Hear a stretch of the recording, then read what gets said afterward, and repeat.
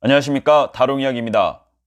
지난해까지 서울 집값 상승을 주도하던 노원, 도봉, 강북 등 이른바 노도강 지역이 끝모를 하락세를 이어가고 있습니다.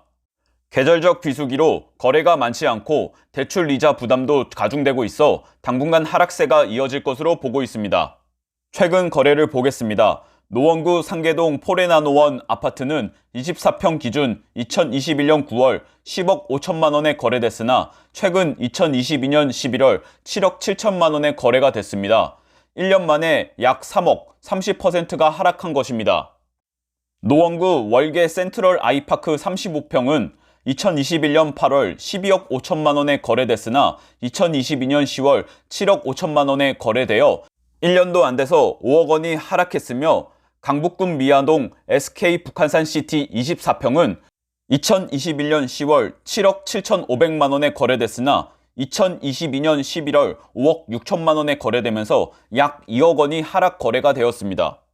서울 노도강 지역의 아파트값 하락세가 거셉니다. 정부의 부동산 규제 완화의 움직임에도 오히려 급락세가 더 이어지고 있습니다. 금리 인상 충격이 노도강 집값 아파트 상승 동력인 젊은 층에 더 타격을 주고 있으며 추가적인 집값 하락이 불가피해 보입니다.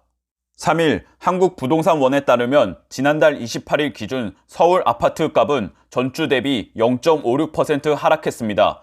27주째 하락세가 이어졌으며 하락세도 최근 매주 확대되고 있습니다.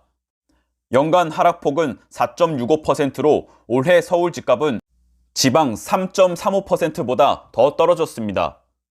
서울에서 집값 낙폭이 가장 큰 곳은 노원구 등이 속한 동북권입니다. 동북권은 올해까지만 해도 아파트값이 6% 이상 하락해 다른 권역보다 월등히 높았습니다. 부동산 업계는 금리 인상 여파로 서울, 그중에서도 노도강 지역의 추가 하락은 불가피할 것으로 내다봤습니다. 금리 인상에 따른 대출금리 인상 여파가 중장년층보다 젊은 층에 더 크게 나타나 매수세 회복이 힘들 것이라 설명했습니다.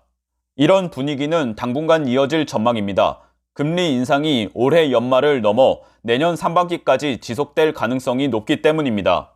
지난해 2030 세대에 영끌 매수세가 몰렸던 서울 노도강 지역의 집값 하락세가 이어지고 있습니다.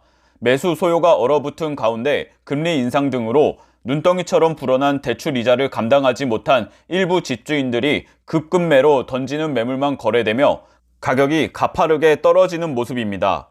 낮은 가격에 매도 물량이 나오고 있지만 이를 받쳐줄 만한 수요는 부족한 상황이다. 2020년에서 2021년 동원 가능한 자금을 끌어모아 서울 외곽 아파트 집중적으로 매수하며 가격 상승을 주도했던 2030 세대들은 최근 급격히 위축된 모습을 보이고 있습니다.